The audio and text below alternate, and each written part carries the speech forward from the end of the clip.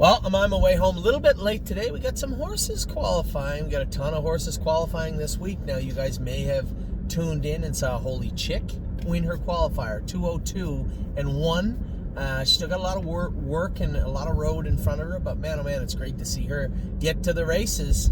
She looked good on Friday. Muscle Chrome, 2 minutes, 28-2. I don't know who was keeping time there, but a little dubious whether it was 28-2, but nevertheless, a good line for her at the qualifiers. And then Blue Monk looked okay. I expect him to look better than that, but he looked okay. And Set the Mood looked pretty good too, right? There's another horse we were waiting to see get to the races. So I know John is super excited for Set the Mood to get to the track, and I am too. There's like a garden sale back there. I'm missing one horse here. Holy Chick. Oh, Capistrano. Capistrano looked great also on Friday. So that's good. That was a good Friday. Got up today. I got to watch James train Jesse Balboa last trip in 2-4 a piece. He said he was very good. I'm happy to see that. Another horse we're waiting to get to the track. So they're all coming now. All the ones we said we're going to get ready, they're getting ready. Jesse Balboa is good. I trained Carry Big Stick in 2-7 a piece. They're going to take him to Mohawk on Wednesday and train him. Now, I can't go to Mohawk to train. I'm assuming you know why, but I will get to that in a few minutes. And then who else trained today? I think it was just Carry Big Stick, Jesse Balboa. Oh, no! I saw One My Heart Hanover train in 2-2, flat at the track. She looked very, very good also. So, another horse we're waiting to get back to the track. So, lots of things going on the qualifying and schooling front. Can't wait to see that happen. So I'll get to it real quick, exactly why I can't. I did a video a few minutes ago that's going to go today about why I can't. The reason I can't go to Mohawk is before, in the summer, if I came home with my quarantine exemption and got a negative COVID test, I could go back and driving. With everything going on, you know, Woodbine potentially having to be shut down, the Peel region shut down. Now we're in Halton, but nevertheless, to err on the side of caution, Woodbine has been proactive again, and they've done such a great job being in front of all this. They simply asked, you know, they asked, they asked me that, 14 days from when you get home from the States, which is fine, being quite frank. I'm not going to be driving very much this winter. There's going to be a lot of firsts for me this season. First season, I'm going to be able to spend time with my wife and kids over Christmas, not worried about horses and bills from the sales. We're out in front. We're getting everything done. I'm so, so happy. This is the most stress-free winter season to start that I've had in a long, long time, and I can't thank you enough. The group building, John obviously knows how important he is and how much he's helped out on a number of fronts at thestable.ca, but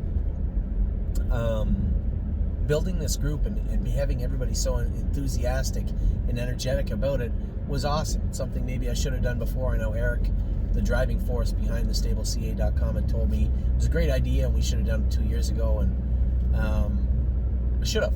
But nevertheless, this is the first time we've actually offered it to everyone in the stable, and the response was incredible. I'd said a couple of minutes ago we had 2 shares left. I'm sure they're going to be gone, so the winter group would have been sold out, which is awesome. Good for me, good for everybody. And when it comes to, I knew this would happen too. I had a number of people message me and say, "What about doing state groups?" Really want to do. I mean, we want to have everybody included in the groups, but at the same time, I'm looking at a number of horses in the state of Ohio, our strongest state, our bread and butter, our engine for the most part over the last 3 and 4 years, that have shares left and horses there that shouldn't. I went with Voyage of Ice and Fire today. I actually put the hobbles on him because he's made a few breaks, but it's just out of lack of confidence, right? I want to breathe some confidence into our big boy today. I slapped the hobbles on him. He just looked like an aged horse. He looked incredible today. Prairie Fire, another horse that looked great. The Dragon Colt looked good again. Acting up a little bit. He's going to need to be gelded. He'll be on the next wave, I think, of castrations. Nice horse, but any of those horses that just want to act up, I'll give you a little while. Give you a good week or two to settle in, but when you're still being stubborn and rude after that 2-week period, you're on the bubble. you're on borrowed time. Your testicles are living on borrowed time, put it that way. So, Luck of the Dragon's probably going to be castrated next week, I would think. But probably what we'll do is take him, any of these newer castrations, before we knew there was, well, I was pretty sure there was nothing wrong with those horses, but any of the new ones, we'll take them up to the vet, get them fluoroscoped, kill 2 birds with 1 stone, so to speak, 3 birds. Maybe they need an OCD removed or something, in which case they can castrate the horse while they're removing the OCD. That's a rough day at the hospital. But that's something we can look into also. So getting back to what I was originally talking about, the group, we do have some good racehorses. In fact, one of our best racehorses is on his way right now, and he is, as I said in the other video, sharp as a tack and fresh as a daisy. Yes is almost back. The last piece of the Yes puzzle was snapped into place this week. If you weren't sure what that was, go back and watch the video that I don't want to get into it, that I had posted yet Saturday. So yes, we have some shares. Yes. We have some good racehorse shares. We have some movement going. Cruising in Style will be joining the Tim Twaddle barn next week. I've been saying this for a while, but now he was just flat last night, and it's tough to race him like that. I know James is trying to be conservative, but you know, I know a lot of our clients believe that this horse races his best on the front, which is probably accurate. That doesn't mean he can't race from behind, and as I pointed out, his lifetime mark was taken from off the pace.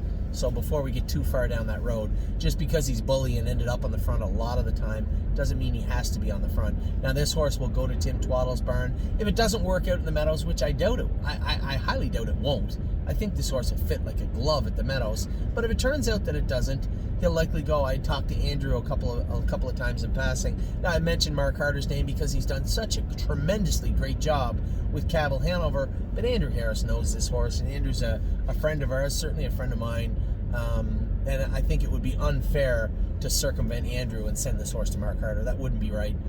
We don't have any reason not to have horses with Andrew, so I would suspect this horse will fit fine at the Meadows. If by some chance I'm wrong and he doesn't, then we'll just put him on a truck and send him down to Andrew if he can take him for us.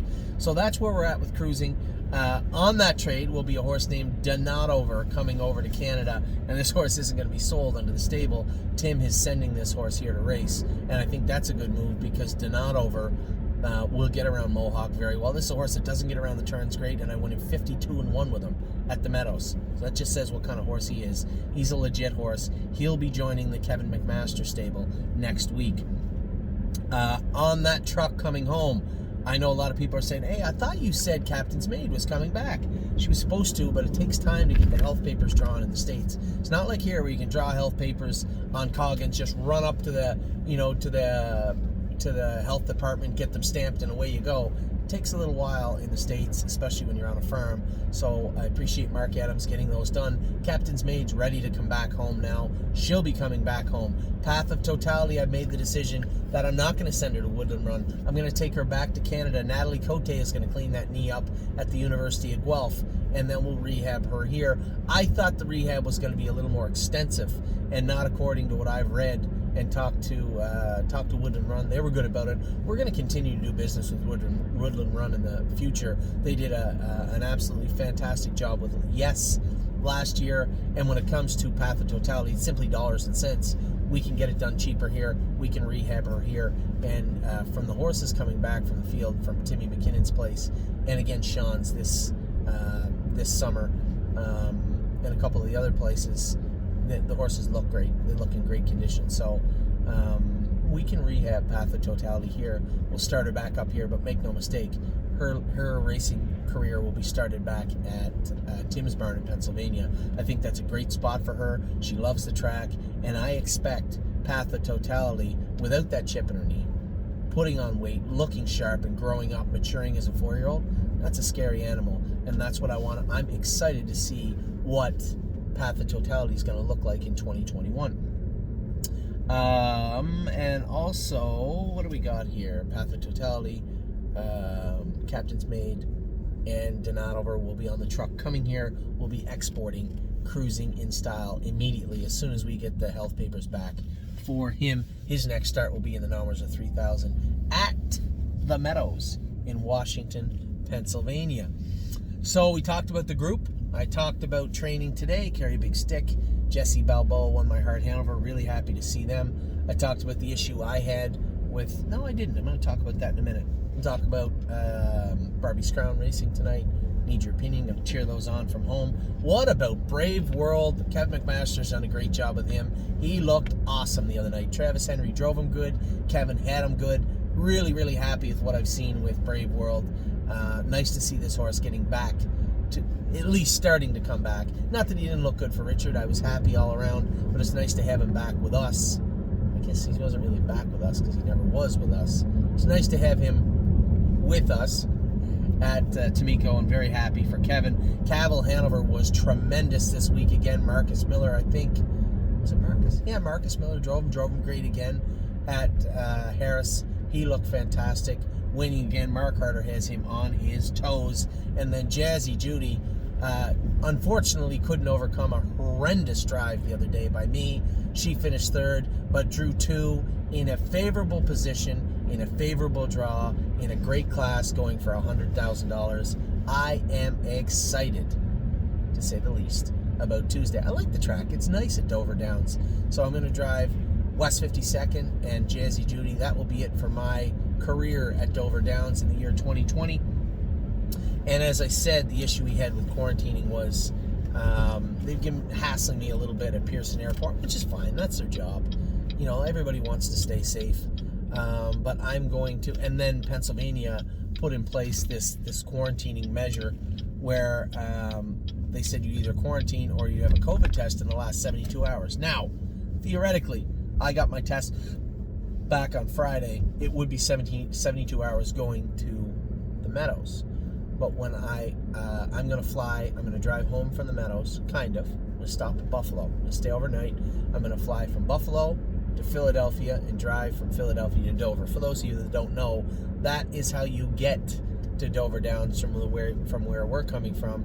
You fly to Philadelphia International Airport. You get in a car. You drive to Dover, which is an hour and 5 minutes away.